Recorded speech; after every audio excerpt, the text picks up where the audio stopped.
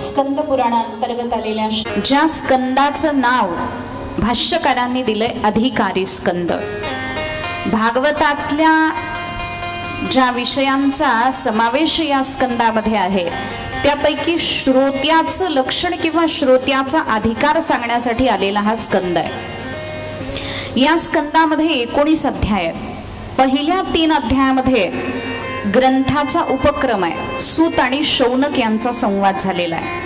त्यानंतर व्यास आणि नारदजी यांच्या संवादाचं वर्णन आलेलं आहे आणि त्यानंतर शुकाचार्य आणि परीक्षित महाराज यांचंही वर्णन आलेलं आहे। तर आता 3 प्रकारचे श्रोते आणि 3 प्रकारचे वक्ते या 3 संवादातून आपल्याला सांगितलेले आहे। म्हणजे कसे काय? पहिला संवाद जो आहे सूत आणि शौनक महर्षी यांच्यात झालेला आहे।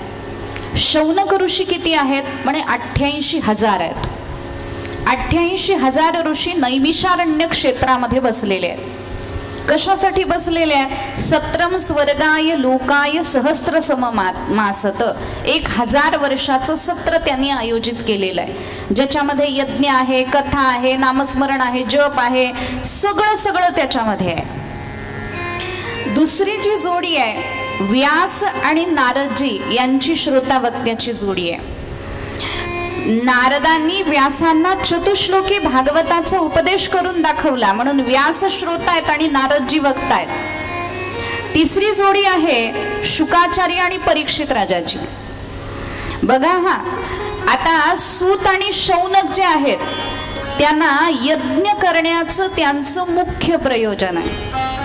यज्ञामध्ये जेव्हा त्यांना वेळ मिळतो तेव्हा ते कथा करतात, म्हणजे स्पेशली विशेषत्वानं ते कथेला बसलेले नाहीये, विशेषत्वानं ते कशाला बसले?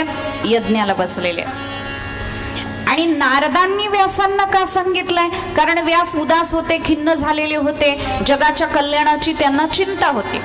नारदांना सुद्धा कशाची चिंता आहे? जगाच्या कल्याणाची चिंता आहे।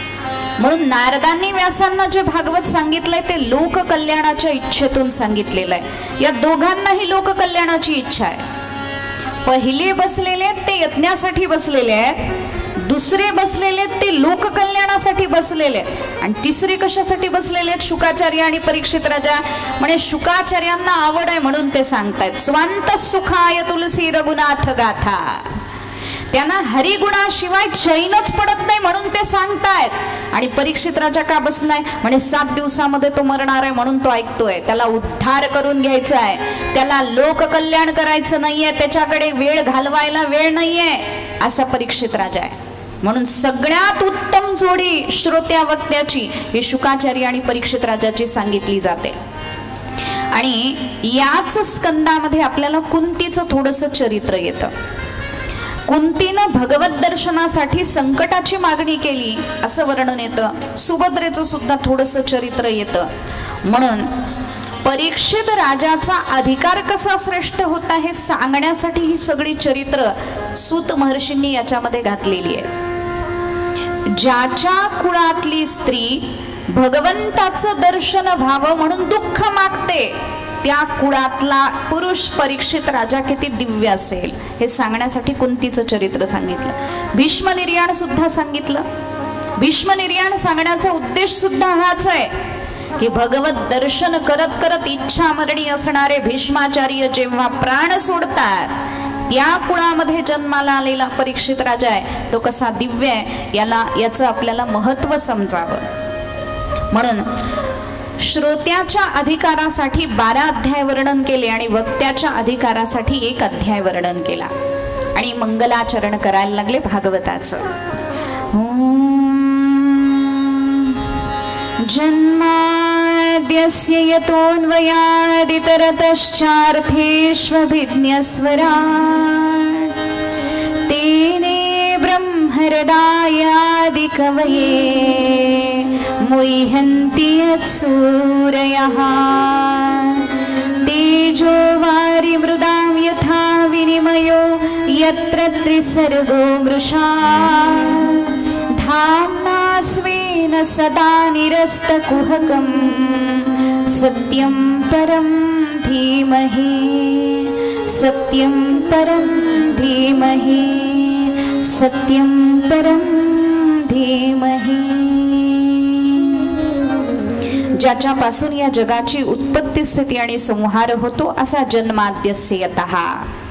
तो कसा आहे परमात्मा म्हणे तो सर्वज्ञ आहे. सर्वज्ञ म्हणजे कसा आहे म्हणे एकेका ब्रह्मांडातल्या अनंत अनंत जीवांना जाणतो. जो एक एक जीवाच्या अनंत अनंत जन्माला जाणतो.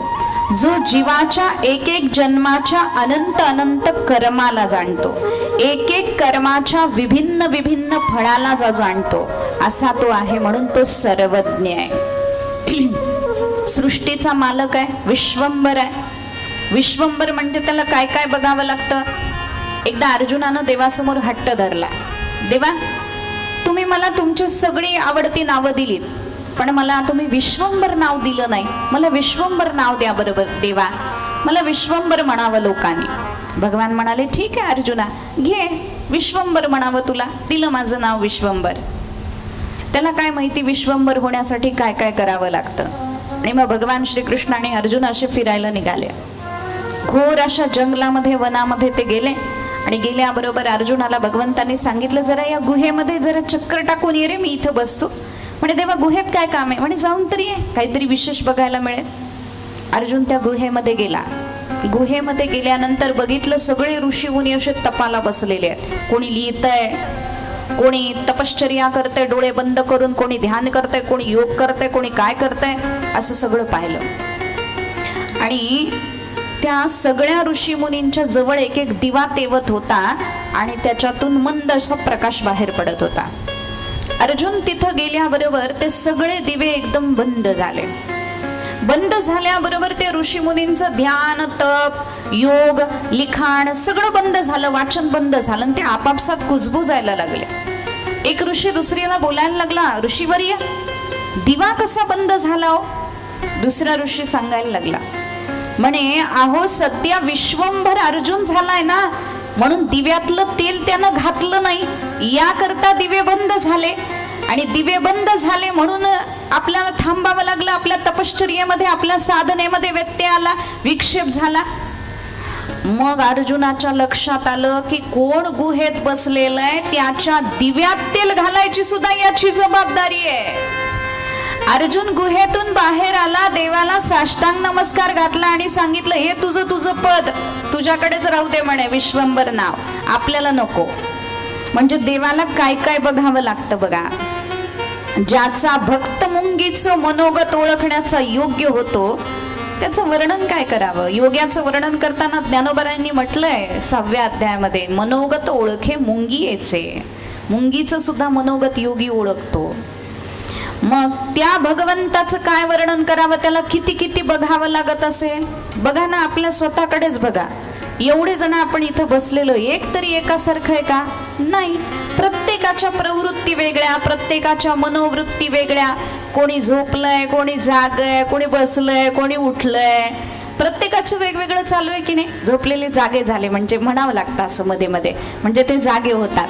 नाही तर मला दिसतात ना ते, आणि मी कॅमेरेवाल्यांना सांगितलंय त्यांचाच घ्या म्हणून पहिलं, म्हणजे आपल्याला ते कसे असे लाईव्ह बघायला मिळतील कोण झोपलेले आहेत. मग म्हणजे जो सृष्टीचा मालक आहे, जन्माद्यस्य यतः, आणखी कसा आहे तो ज्ञानवान आहे, ज्ञानवान अभिज्ञ आहे. आणखी म्हणजे स्वयंप्रकाशित ज्ञान आहे त्याचं, स्वराट आहे तो स्वराट, त्याला दुसरीकडून ज्ञान आणावं लागत नाही, तो स्वयंप्रकाशी आहे. ज्याच्या रचनेचं चिंतन करताना मोठमोठे देव सुद्धा मोहित होतात, असा तो आहे म्हणे. असा जो सत्य स्वरूप परमात्मा आहे, जो आपल्या स्वरूपभूत तेजानं मायेचं सगळं कपट नाहीसं करणार आहे, अशा सत्य परमसत्य परमात्म्याचं आम्ही सर्वजण ध्यान करतो. म्हणून भगवान सत्य स्वरूपाला पहिला नमस्कार केलेला आहे. त्यानंतर म्हटलं धर्मप्रोज्झित कैतवोत्र परमो, जिथं निष्कपट असा धर्म सांगितला, निर्मत्सरी माणसांसाठी सांगितला, अशा श्रीमद भागवताचं वर्णन करताना म्हटलं श्रीमद भागवते महामुनी कृते, महामुनींनी केलेलं हे श्रीमद भागवत एकदा मनामध्ये प्रवेश करतं झालं की मनातल्या सगळ्या गाठींना तोडून टाकतं. आणखी कसं आहे ते, निगमकल्पतरोर गलितम फलम, वेदरूपी कल्पतरूचं गलित म्हणजे पिकलेलं फळ आहे, शुकाचार्यांच्या मुखातून आलंय म्हणून गोड झालंय. म्हणून या भागवताचं पिबत भागवतम रसमालयम, अखंड हे भागवत प्या. कल्पतरू म्हटलंय भागवताला. कल्पतरू साधा नसतो. कल्पतरू कुठं असतो माहितीये का तुम्हाला?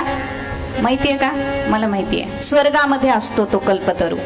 तुमच्याकडे आहे का इकडं? नाही ना?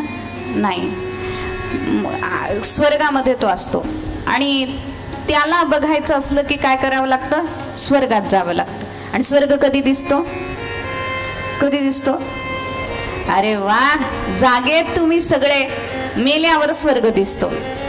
मग मेल्यावर स्वर्ग दिसतो आणि मग स्वर्गातला कल्पतरू पाहायला मिळतो. कल्पतरूचं काय वैशिष्ट्य?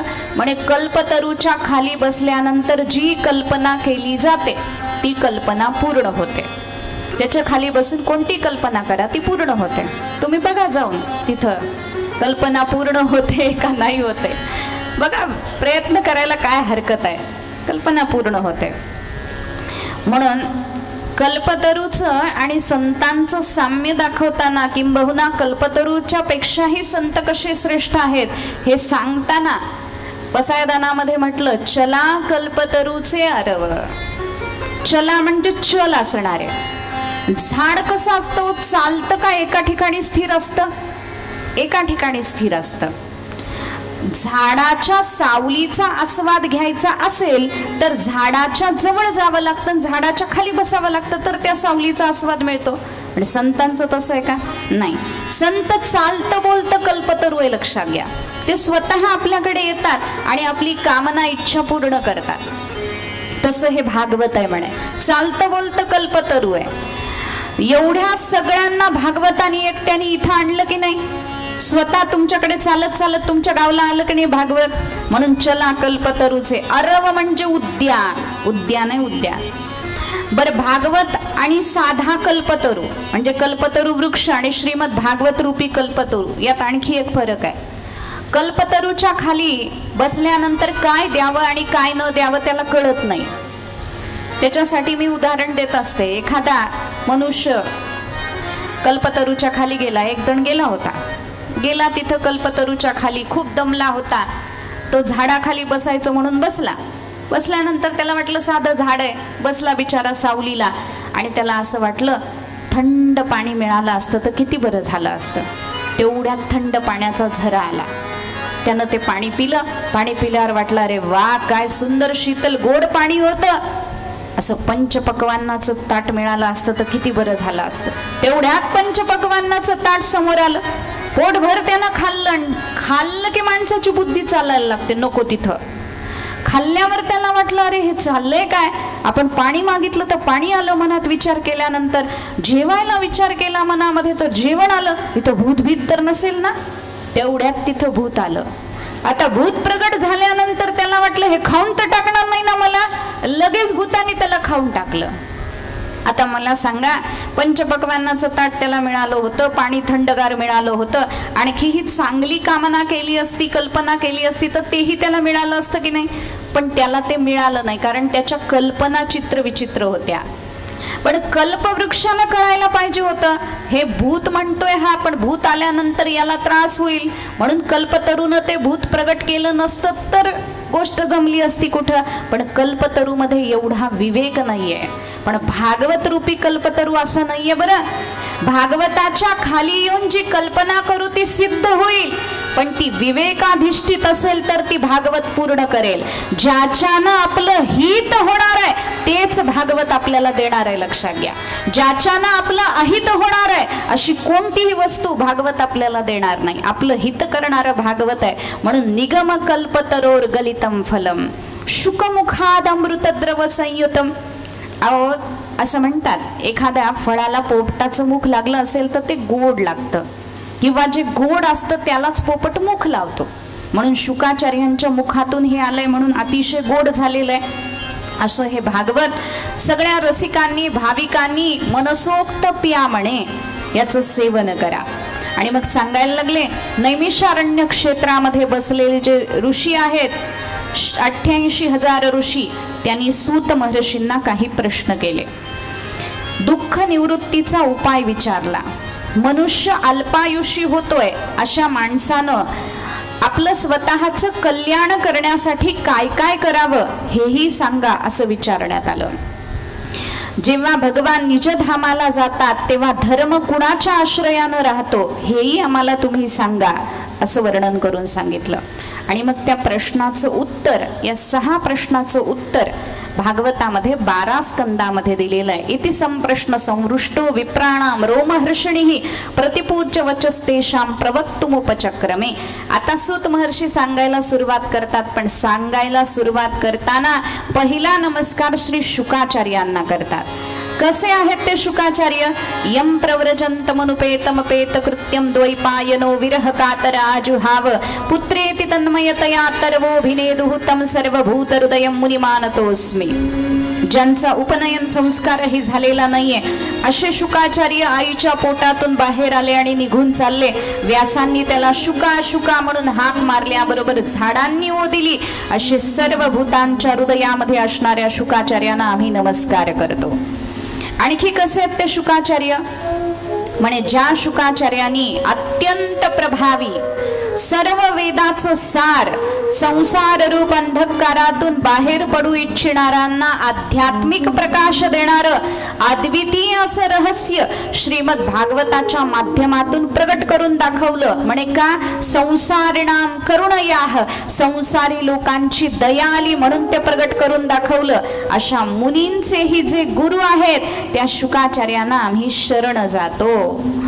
मग पुन्हा नरनारायणांना नमस्कार केला, सरस्वती देवीला, व्यासांना नमस्कार केला. आणि त्यानंतर प्रश्न होता दुःख निवृत्तीचा उपाय कोणता? त्याचं उत्तर देतात, सवै पुंसां परो धर्मो यतो भक्तिः अधोक्षजे अहैतुक्य अप्रतिहता आत्मा संप्रसिदती. माणसाचा परमधर्म आहे भगवंताच्या विषयी भक्ती निर्माण होणं. ती भक्ती कशी असावी? म्हणे अहैतुकी म्हणजे हेतू शिवाय असावी, आणि अप्रतिहता म्हणजे कधीही नष्ट न होणारी असावी. म्हणून आपल्या धर्मशास्त्रामध्ये 2 धर्माचे प्रकार सांगितले. एक आहे प्रवृत्ती लक्षण परधर्म आणि दुसरा आहे निवृत्ती लक्षण परधर्म. प्रवृत्ती लक्षण परधर्म कसा असतो? म्हणे ज्याच्यामुळे स्वर्गाची प्राप्ती होते, ज्याच्या बदल्यामध्ये देवाला काहीतरी मागितलं जातं, तो प्रवृत्ती लक्षण पर आहे. 2 माणसं होते, त्यांनी देवाशी कॉन्ट्रॅक्ट केला, देवा आम्हाला जर फायदा झाला ना त्यातली अर्धी टक्केवारी तुझी. पहिला आल्यानंतर तो देवाच्या मंदिरामध्ये गेला आणि त्यानं अशी एक दोरी बांधली. देवाला सांगितलं, देवा आता मी पैसे टाकणार, जे दोरीच्या त्या बाजूला पडतील ते तुझे, जे या बाजूला पडतील ते माझे, असं सांगितलं. मग त्यानं टाकायला सुरुवात केली. आता टाकणं आपल्याच हातात आहे ना, दोरीच्या बाहेर तिकडे जायचे का नाही जायचे हे आपणच ठरवणार. जोरात टाकलं तर तिकडे जातील, असंच टाकलं तर इथंच पडतील ना पायापाशी. तसं त्यानं आशा टाकलं की 2-4च नाणे तिकडे गेले देवाकडे. तो म्हणाला, देवा किती संतोषी आहेस, तुला कशाची गरज नाही, तुला बुक्का लावलं की तुझं काम झालं बघ देवा, काही लागत नाही तुला, बरे चांगले देवा. असंच असावं माणसाने. कोणाला सांगतोय तो? देवाला म्हणे असंच असावं. मग दुसरा आला, मागच उभा होता. तो म्हणाला, देवा असली बेईमानी आपल्याकडे कुणी केलेली नाहीये. बघ त्यानं काय केलं, दोरी काय बांधली, पैसे काय टाकले, जे तिकडं पडतील ते तुझे, इकडं पडतील ते माझे. असं कधी असतं का म्हणे. आता मी बरोबर न्याय करणार आहे. म्हणे काय करणार आहे? मी सगळे पैसे असे वर टाकणार आहे. जे वर राहतील ते तुझे, कारण तू वर राहतोस ना. जे वर राहतील ते तुझे, जे खाली येतील ते माझे. त्याच्याच गटातलेत आपण, बरोबर माझे म्हणणारे. मग ते त्यानं सगळे वर टाकले. आता गुरुत्वाकर्षणाचा नियम आहे, वस्तू फेकली की काय येते? खाली येते. सगळे पैसे खाली आले. तो म्हणाला, देवा तुझ्यासारखा कृपाळू मी आजपर्यंत कधी बघितला नाही. याला म्हणायचं चालाकी, चतुरता. देवासोबत सुद्धा कॉन्ट्रॅक्ट करणारी माणसं आहेत. म्हणून हा प्रवृत्तीपर लक्षण धर्म आहे. प्रवृत्ती लक्षणपर धर्म आहे जो भगवंताकडून अपेक्षा करतो. दुसरा आहे निवृत्ती लक्षणपर धर्म. निवृत्ती लक्षणपर धर्म कसा असतो? म्हणे भगवंताची सेवा तर ते करतात, पूजा करतात, अर्चा करतात, यज्ञ करतात, याग करतात, पण या सगळ्यांचा उद्देश काय असतो? माझे भगवान प्रसन्न व्हावेत, एवढाच ज्यांचा उद्देश असतो ते श्रेष्ठ भक्त असतात. म्हणून अशी भक्ती देवाला, म्हणून भगवंतानी या भक्तीला गीतेमध्ये एक नाव दिलंय, भक्तिरव्यभिचारिणी. अव्यभिचारिणी भक्ती. अव्यभिचारिणी भक्ती कशी असते आणि व्यभिचारिणी भक्ती कशी असते? व्यभिचारिणी स्त्री कशी असते? जी अनेक दरवाज्यामध्ये जाते, अनेक पुरुषांशी स्नेह संबंध ठेवते, ती व्यभिचारिणी स्त्री आहे. आणि अव्यभिचारिणी स्त्री कशी असते? जी पतिव्रता असते, जिच्यासाठी पती एकच प्रमाण असतो. तसं आपलं इष्ट दैवत ज्याच्यासाठी एकच प्रमाण आहे, बाकीचं काही ज्याला माहित नाही, तो अव्यभिचारी भक्त असतो. आणि जो प्रत्येक दिवशी प्रत्येक देवळात जातो, सोमवारी महादेवाला, मंगळवारी दुसऱ्याच कुठं, बुधवारी तिसऱ्याच कुठं, असा व्यभिचारी भक्त म्हणवला जातो. लक्षात घ्या. म्हणून निष्ठावंत भाव एक धरिला चित्ती, आम्ही रखुमाईचा पती. एक भगवंताला धरलं पाहिजे. म्हणून भक्ती मार्गाची काही साधनं शास्त्रानं सांगितली. त्या साधनाचा विचार करताना म्हटलंय की यज्ञ कोणी करतात, कोणी दान करतात, कोणी तप करतात, कोणी अल्पभोजन करतात, अनाशकेनं म्हणजे अल्पभोजन करतात. आणि भागवतानं जो मार्ग सांगितला तो श्रेष्ठ मार्ग, भक्ती मार्ग, श्रवण मार्ग सांगितला. म्हणून या सगळ्याचं प्रयोजन काय? वासुदेवे भगवती भक्तियोग प्रयोजितः जनयत्याशु वैराग्यम ज्ञानम च तदहैतुकम. इतर साधनानं भक्ती निर्माण होत नाही असं नाही, होते. यज्ञ केला भक्ती निर्माण होते, तप केलं भक्ती निर्माण होते, दान केलं भक्ती निर्माण होते, पण या सगळ्याला वेळ लागतो. पण भागवतकार म्हणतात या भागवताला कुणी शरण गेलं तर तत्काल त्याला भक्तीची प्राप्ती होते. म्हणून तत्काल भक्तीची प्राप्ती करून देणार असं शास्त्र म्हणजे श्रीमद भागवत आहे. म्हणून भगवत साक्षात्कारासाठी काय काय करावं?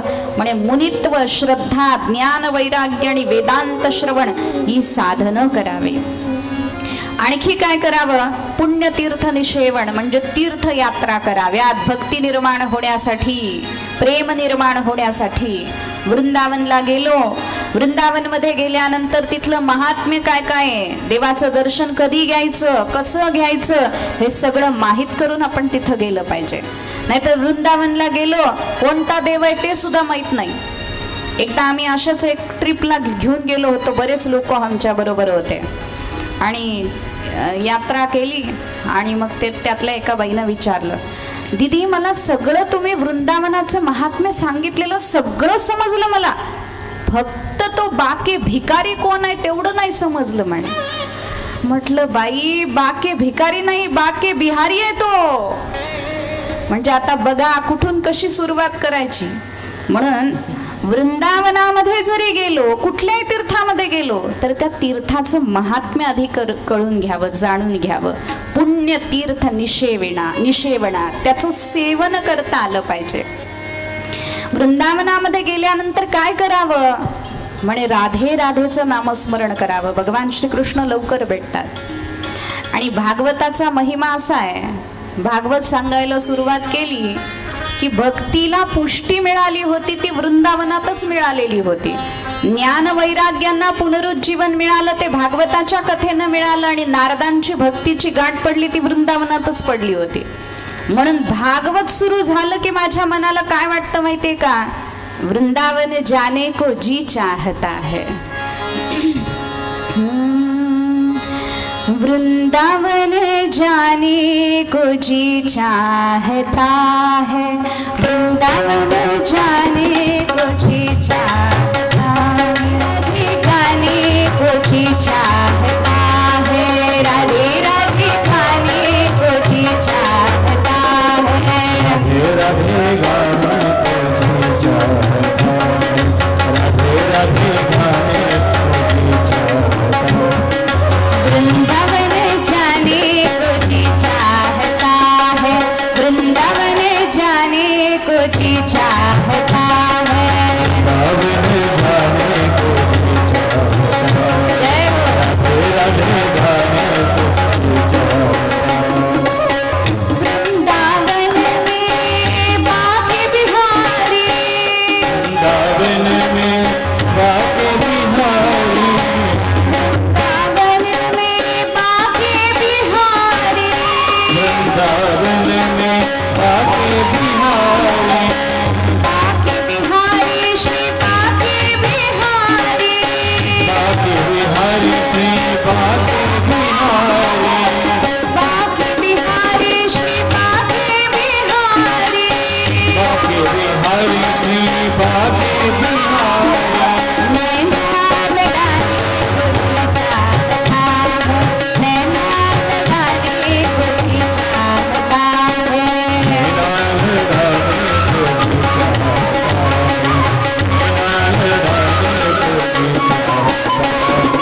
वृंदावन जाने को जी चाहता है, राधे राधे गाने को जी चाहता है, वृंदावन जाने को जी चाहता है, राधे राधे गाने को जी चाहता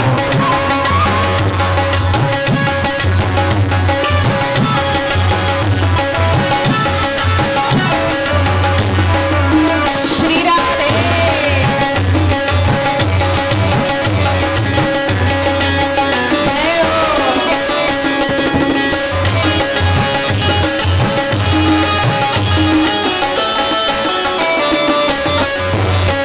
हरि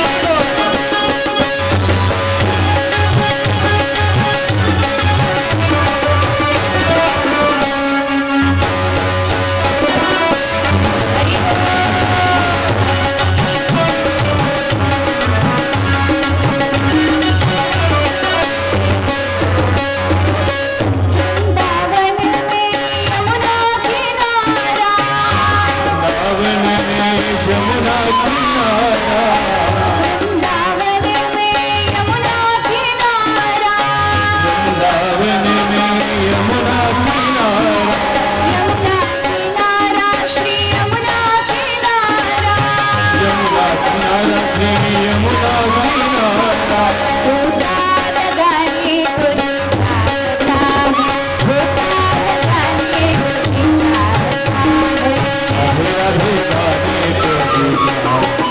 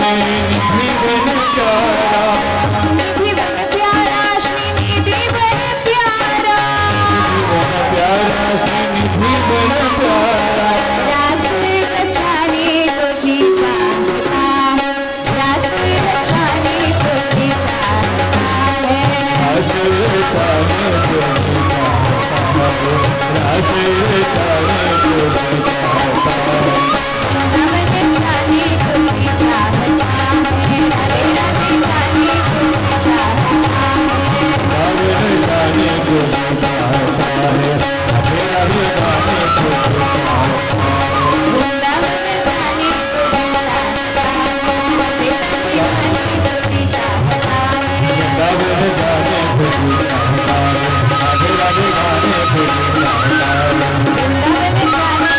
चाहता है, राधे राधे जाने तुझे चाहता है वृंदावन जाने तुझे चाहता है, राधे राधे जाने तुझे चाहता है, राधे राधे बोलिए गोपाल कृष्ण भगवान की जय, श्रीमद् भागवत भगवान की जय। म्हणून हरिभक्तीसाठी पुण्यतीर्थ निषेवण हा पहिला उपाय सांगितला, पुण्यतीर्थाच्या यात्रा. दुसरा उपाय सांगितला महत् सेवा, म्हणजे महापुरुषांची सेवा. म्हणून कोणत्याही तीर्थाला गेलं, पंढरपूरला जरी आलं तरी पंढरपूरचा नियम काय आहे? पंढरपूरला यायचं, चंद्रभागेमध्ये स्नान करायचं, त्यानंतर पांडुरंगाचं दर्शन घ्यायचं, क्षेत्र प्रदक्षिणा करायची आणि सत्संग करायचा, मग पंढरीची यात्रा पूर्ण होते. तसं महत् सेवा म्हणजे तिथल्या तिथल्या भक्तांचं दर्शन घेऊन त्यांची सेवा करणं, साहचर्य म्हणजे त्यांच्यासारखं आचरण करण्याचा प्रयत्न करणं. भक्ताचं दर्शन, चरण दर्शन आपण घेतो, चरण दर्शन घेतो का? कारण त्यांचं आचरण पवित्र असतं म्हणून त्यांचे चरण आपण स्पर्श करतो. पण संतांचं, भक्ताचं जर आपण दास्य करायचं ठरवलं, त्यांची सेवा करायची ठरवली, तर संतांची सेवा कशी असते लक्षात घ्या. त्यांना जेवायला देणं, कपडे धुणं, अमुक करणं, तमुक करणं ही त्यांची सेवा आहे, नाही असं नाही. पण साधूच्या वृत्तीचा संग करता आला पाहिजे. साधूच्या भावनेमध्ये जगतोय, साधूचं जीवन राममय आहे, कृष्णमय आहे, शिवमय आहे, तर ते तसं होण्याचा प्रयत्न आपल्याकडून झाला पाहिजे. लक्षात घ्या.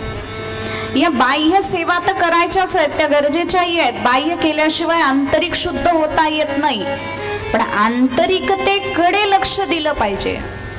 मग आमचंच का केलं नाही, आमचं हेच का घेतलं नाही, तेच का घेतलं नाही, असं नाही. लक्षात घ्या. दूध घ्या, दूध घ्या, दुधाचा त्रास होतो, नाही नाही घ्या, काय होतं त्याला. तर 10 घरात गेलो आणि एक एक ग्लास भर दूध दिलं, काय होईल महाराजाची अवस्था? कशी होईल हो? बघा तुम्ही घेऊन एक दिवस, मग कळते तुम्हाला. तुम्हाला वाटते महाराज होणं सोपं आहे, सोपं नाही आहे. त्यांना जर सांगितलं ना, नको त्रास होतोय पोटाला, नाही नाही आमचं मन मोडेल, घ्या हो, प्लीज प्लीज घ्या, असं म्हटल्यावर कसं होईल? भावनेचा आदर असावा. आपण दिलेल्या वस्तूनं समोरच्याला जर त्रास होत असेल तर हे प्रेम नाहीये. लक्षात घ्या, ते प्रेम नाहीये. मग ते प्रेम जाणता आलं पाहिजे की शरीरावर काहीतरी परिणाम होईल किंवा काही त्रास असेल, काही नियम असतील. आता सांगितलं दुरून नमस्कार करा, अनुष्ठान चालू आहे, नाही नाही चरण धरल्याशिवाय कसं काय? जमणारच नाही, चरणच धरावे लागतील, असं नाही. लक्षात घ्या. भागवत शिकताना आणि भागवत करताना किती पवित्र राहावं लागतं. आमचे गुरुजी, आम्ही जेव्हा जेव्हा ग्रंथाला हात लावायचो, शिकत होते मी जेव्हा भागवत, जेव्हा जेव्हा ग्रंथाला हात लावायचा, आपण जर बाथरूमला टॉयलेटला गेलेलो असलो तर आंघोळ केल्याशिवाय आम्हाला त्याला हात लावता येत नव्हता.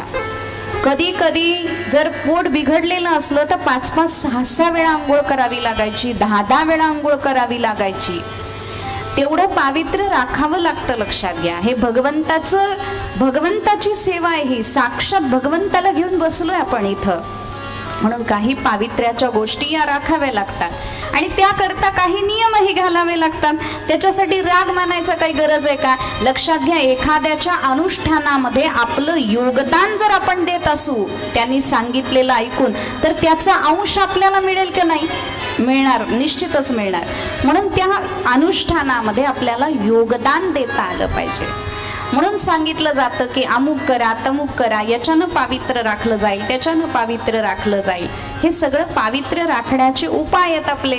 शुचिर्भूत अवस्थेमध्ये कथेला यावं, शुचिर्भूत अवस्थेमध्ये पूजा करावी, शुचिर्भूत अवस्था घरामध्ये असावी, प्रसन्नतेचं वातावरण असावं, चैतन्यमय वातावरण असावं, 7 दिवसामध्ये निंदा करू नये, 7 दिवसामध्ये ब्रह्मचर्याचं पालन करावं. हे सगळं कशासाठी? अंतःकरणाचं पावित्र्य येण्यासाठी. म्हणून साधूच्या वृत्तीचा संग करण्याचा प्रयत्न करावा. साधूची सेवा म्हणजे फक्त त्यांचे कपडे धुणं किंवा हेच इतकीच समजण्याची गरज नाही. लोक म्हणतात आम्ही 12 वर्ष सेवा केली, पण त्या महात्म्याची सेवा करून तुमच्यात काही फरक पडला का? तुमच्या वृत्तीमध्ये काही फरक पडला का? तुमचे काम, क्रोध, लोभ, मोह, मद, मत्सर ते जर तसेच असतील, पोचलेले, बाळसेदार झालेले, तर त्या सेवेला काही अर्थ आहे का? नाही. म्हणून ही सेवा करता करता लक्ष कुठं ठेवायचंय? ध्येय कुठं ठेवायचंय? ध्येय हे ठेवायचंय की आपलं अंतःकरण शुद्ध झालं पाहिजे. ही सद्गुरूची सेवा आहे, ही संताची सेवा आहे. याच्यानं आपलं अंतःकरण शुद्ध करून ते अंतःकरण भगवंताच्या जवळ जाण्या इतपत त्याला योग्य करायचंय आपल्याला, ही आपली भावना असली पाहिजे. म्हणून साधूचं साहचर्य, साधूचा सहवास, त्यांच्या बरोबर निवास करणं, त्यांच्या वृत्तीमध्ये निवास करणं, निष्ठापूर्वक त्यांची सेवा करणं आणि भगवत कथा सेवन करणं किंवा श्रवण करणं, हे भक्ती निर्माण होण्याचे उपाय सांगितले. मग हे सगळं केल्यानंतर काय होतं? हे सगळं केल्यानंतर हळूहळू आपले विकार नष्ट होतात. विकार नष्ट झाले की अविचल भक्ती निर्माण होते.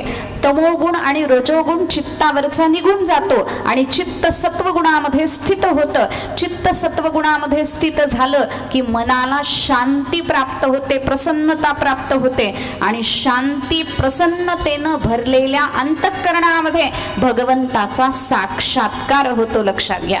म्हणून भिद्यते हृदय ग्रंथी ही छिद्यन्ते सर्व संशयाः क्षीयन्ते चास्य कर्माणि तस्मिन् दृष्टे परावरे, असं सांगितलं गेलं. यानंतर भगवंताचे अवतार सांगितले. 24 अवताराचं वर्णन भागवतामध्ये भगवंताच्या येतं. त्यामध्ये कौमार सर्गामध्ये सनक, सनंदन, सनातन आणि सनत कुमार या रूपानं भगवंतानी अवतार धारण केला आणि कठीण ब्रह्मचर्याचं पालन भगवंतानी केलं. त्यानंतर समस्त यज्ञांचे स्वामी असलेल्या भगवंतानी दुसऱ्या वेळी सृष्टीच्या रक्षणासाठी वराह रूप धारण केलं. ऋषी सर्गामध्ये देवर्षी नारदांच्या रूपानं भगवंतानी 3रा अवतार धारण केला. धर्मपत्नी मूर्तीपासून नरनारायण रूपानं अवतार धारण केला. या अवतारामध्ये ऋषी होऊन मन इंद्रियाचा संयम कसा करावा आणि तपश्चर्या कशी करावी याचा आदर्श भगवंताने जगाला दिला. 5व्या अवतारामध्ये भगवंतानी कपिल म्हणून प्रगट होणं केलं.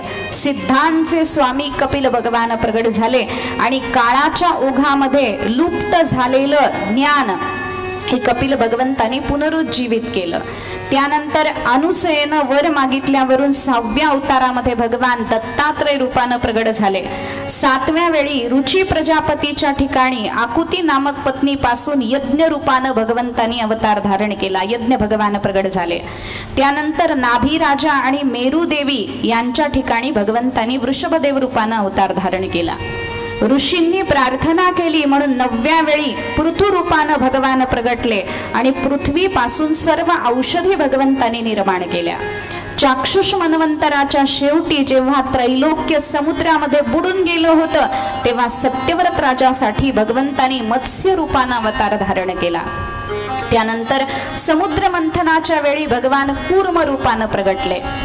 नंतर भगवंतानी धन्वंतरी अवतार धारण केला. अमृताचा कलश परमात्मा घेऊन आले. पुढे भगवंतानी मोहिनी अवतार धारण केला आणि देवांना आणि दैत्यांना युद्ध करायला लावलं. त्यापैकी देवांना अमृत पाजलं आणि त्यांना अमर करून टाकलं. 14व्या अवतारामध्ये भगवान नरसिंह रूपानं प्रगटले. 15व्या मध्ये भगवान वामन झाले. परशुराम अवतार भगवंतानी घेतला 16व्या वेळी आणि 21 वेळा पृथ्वी निश्क्षत्रिय केली. पराशर ऋषी आणि सत्यवतीच्या ठिकाणी भगवंताचा 17वा अवतार व्यासावतार झाला. पुढे भगवंतानी राम अवतार रूपानं प्रगट होणं केलं. पुढे भगवंताचा शेषावतार बलरामावतार झाला. त्यानंतर कृष्ण अवतार झाला. पुढे बुद्धावतार आणि त्यानंतर आता कल्की अवतार हा पुढे होणार आहे. अजून झाला नाही. कल्की अवतार विष्णू यश ब्राह्मणाच्या कुळामध्ये भगवान कल्की रूपानं प्रगटणार आहेत आणि कलीचे सगळे जे चाललेले आता अधर्माचे प्रयोग आहेत ते परमात्मा नष्ट करणार आहेत. त्यानंतर भगवान हंस आणि हयग्रीव या अवतारानं सुद्धा प्रगट झाले. असे भगवंताचे 24 अवतार मानले गेले आणि त्या 24 अवतारांना सांगितल्यानंतर यानंतर भागवताची निर्मिती कशी झाली याचं वर्णन केलेलं आहे. त्याचं चिंतन आपल्याला उद्याच्या कथेमध्ये करायचंय, कारण आता त्या कथेमध्ये प्रवेश केला की अजून 1 तास तरी आपला कथा भाग संपणार नाही. म्हणून आज पहिला दिवस असल्यामुळे 10 मिनिटाची सूट देते. उद्यापासून मात्र वेळेवर कथा सुरू होईल. सुरू होणं आपल्या हातात आहे, संपणं देवाच्या हातात आहे. म्हणून भगवंतानी ती करून घ्यायची. लक्षात घ्या, उद्यापासून. आज आपण आपल्या मनाने कथेला इथं पूर्ण विराम देत आहोत. झालेली सेवा भगवंताच्या चरणी समर्पित करते आणि माझ्या वाणीला पूर्ण विराम देते. ओम पुंडलीक वरदे हरी विठ्ठल श्री ज्ञानदेव तुकाराम पंढरीनाथ भगवान की जय. माऊली ज्ञानेश्वर महाराज की जय. जगद्गुरु तुकाराम महाराज की जय. यानंतर आरती होईल.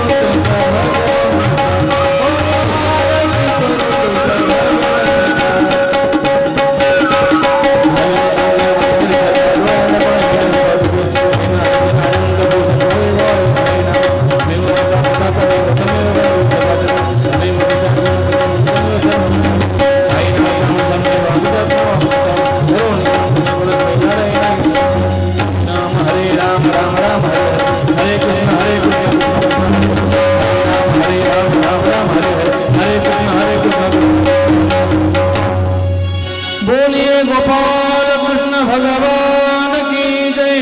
श्रीमद् भागवत भगवान